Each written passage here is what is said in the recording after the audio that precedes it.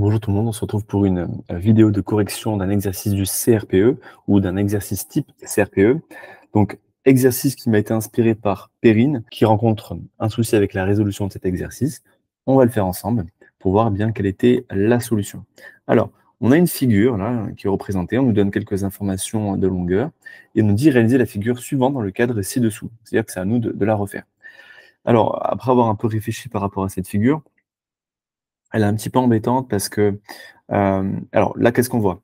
On voit que cet angle-là, OK, celui-ci là, fait 45°, celui-ci aussi fait 45°. Donc, par conséquent, on peut, supposer qu'ici, angle opposé fait aussi 45° et ici, fait aussi 45°.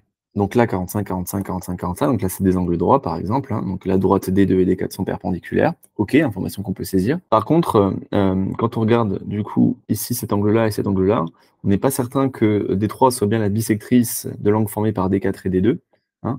On n'est pas certain que ça coupe précisément l'angle en deux. Et quand on le vérifie au rapporteur, c'est pas forcément le cas. Donc pour construire, c'est un peu compliqué.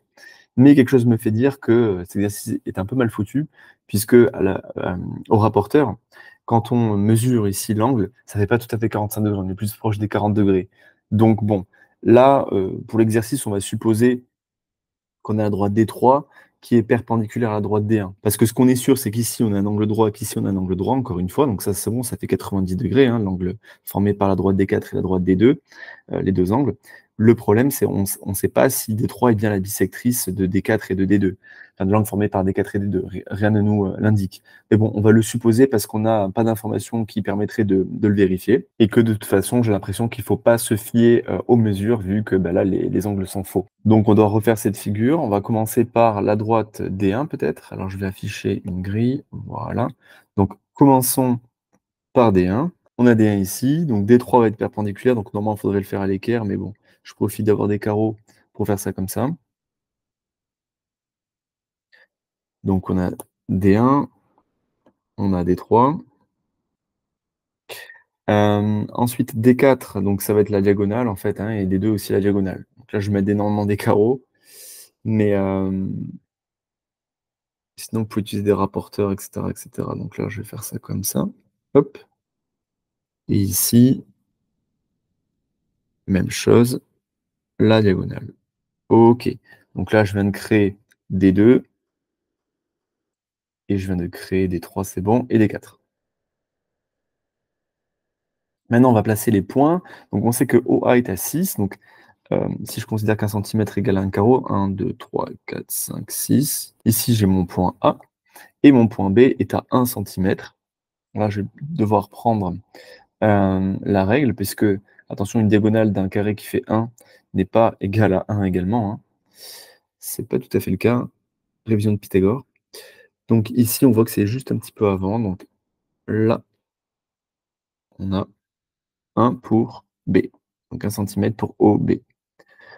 OK. Donc ça, c'est la première étape. Seconde question, compléter la figure de manière à obtenir un polygone ayant pour axe de symétrie les droites D1, D2, D3 et D4. Donc là, on a en fait 3 points, hein, O, B et A.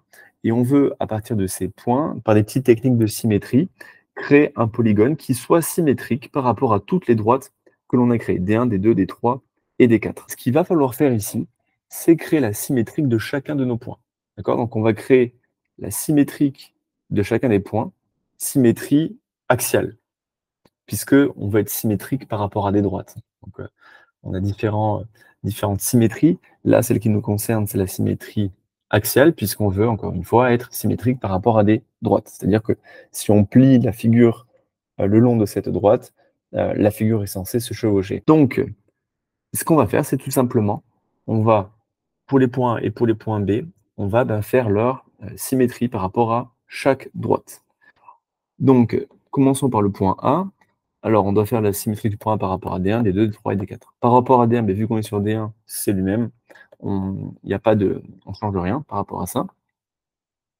Ensuite, on va faire par rapport à la droite D2. Donc, je rappelle que pour faire une symétrie axiale, on va prendre une équerre et une règle, ça va suffire.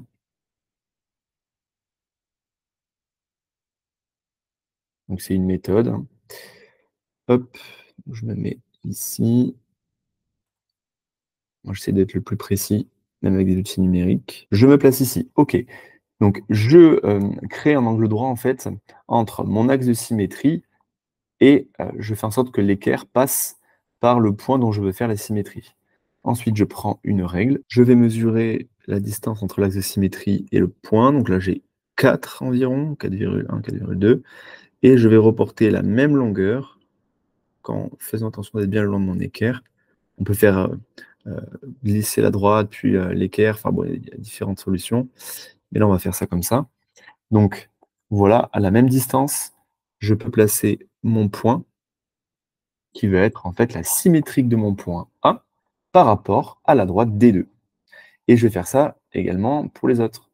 Donc par rapport à D3, là c'est simple, c'est de l'autre côté. Hein. Donc A, sa symétrique, c'est de l'autre côté, à 6. Donc 1, 2, 3, 4, 5, 6. Donc 6 cm à partir de haut, mais de l'autre côté. Donc on a ici un autre point. On peut l'appeler par exemple celui-ci A'. Celui-là, on peut l'appeler A''. Donc symétrie du point A. OK. Et par rapport à D4, donc même chose, je place l'équerre. Alors je vais mesurer la distance qu'il y a. Je vois qu'il y a pareil 4,1, 4,2. On comprend bien à chaque fois que ça va venir toucher.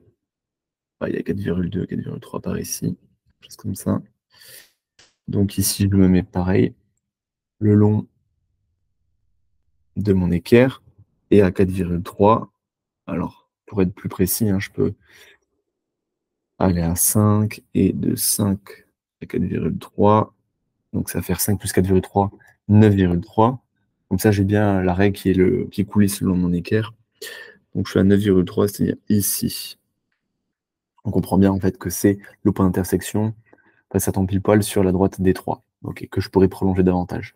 Et là, du coup, on a la troisième image, donc le troisième symétrique de mon point A, mais cette fois-ci par rapport à la droite des 4. Ok, ça c'est pour le point. Le point haut, pas à peine de faire son symétrique, vu qu'il est à l'intersection. Donc en fait, il est sur chacune des droites qui vont nous servir d'axe de symétrie. Donc forcément, à chaque fois, ça va être au même endroit. D'accord. Et ensuite, on doit faire B. Donc on doit faire la symétrique de B. Donc on va faire exactement la même chose. Donc B par rapport à D2, B est déjà sur D2, donc ça c'est réglé. Par rapport à D1, donc D1 est ici. Je me mets là. Je prends ma règle, que je vais un petit peu rapetissir, et je lis donc 1 cm. Donc je vais ici et je vais à 1 cm. Hop, là j'ai B. On fait la même chose, donc là je vais par exemple l'appeler B', et on va faire la même chose pour chacune des deux autres droites. Donc symétrique par rapport à D2 c'est fait, par rapport à D1 c'est fait, maintenant par rapport à D3. Donc je prends mon point B perpendiculaire à D3. Ça va donc passer comme ça. Et hop, il y a 1 cm, je présume. Donc je vais à 1 cm. Et là, j'ai mon symétrie du point B. On va l'appeler B'. Et pour le dernier, bon ben là, en fait, on est déjà par rapport à D4. On a déjà dit que D2 et D4 étaient perpendiculaires. Donc il suffit de regarder la longueur qu'il y a. Il y a un peu plus de 1, 1,1. Je vais à 1,1 et j'ai à nouveau mon image B'. Ok, voilà, donc j'ai bien tracé l'ensemble des points symétriques aux points A et B par rapport aux différents axes. Maintenant, je vais pouvoir relier. Hop. Tac, tac.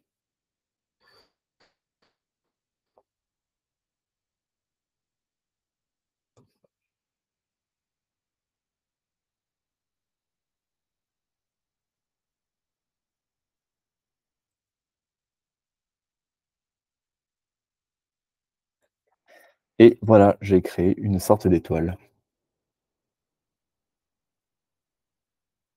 Et là, on voit que cette figure, si on la plie selon n'importe quel de nos axes, Donc, si on prend D4 comme axe de symétrie, on a bien la figure qui va se plier sur elle-même. Hein, selon D1, bah, cette partie-là va venir se coller contre celle-ci, cette partie-là contre celle-ci, etc., etc. Ça a marché pour n'importe quel axe de symétrie. Donc là, question 3, on admettra que l'aire du triangle OAB est d'environ 2,12 cm², c'est-à-dire cette partie-là en bleu est environ égale à 2,12 cm². Calculé en justifiant, il va le rapprocher de l'aire du polygone obtenu, donc de l'aire totale du polygone. Rappel, la symétrie axiale conserve les longueurs, les angles, les aires et les alignements. Bon. Alors, là, il y a plusieurs façons de justifier, et il faut essayer d'être le plus précis possible. Alors, ce que l'on va dire, c'est que puisque la symétrie conserve les longueurs, d'accord, hein, ça c'est une propriété de la symétrie, virgule, on a alors ici que OB est égal à OB',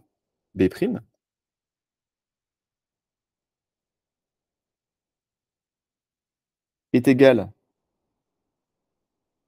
à OB', est égal à OB''. OK? Puisqu'à chaque fois, puisque chaque fois, c'est la symétrique de B par rapport à une différente droite. De la même façon, on a que OA, la longueur OA, est égale à la longueur OA', est égale à la longueur OA', est égale à la longueur OA'. Et également, on a aussi que BA est égal à BA', est égal à BA', est égal à BA'. On constate alors que les triangles, là, il va falloir les citer, OBA, OB', OB'A', OA',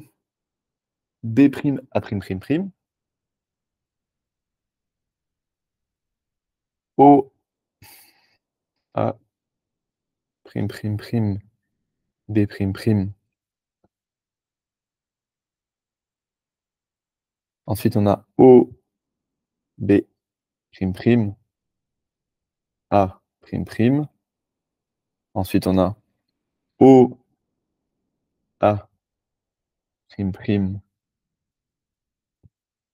B'. Ah non, lui, c'était un prime, celui-ci, là. OK.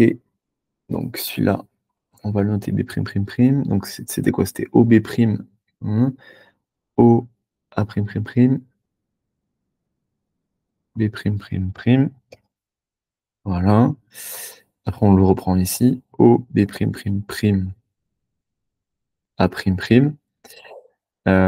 OA', B', ça c'est OK. OB',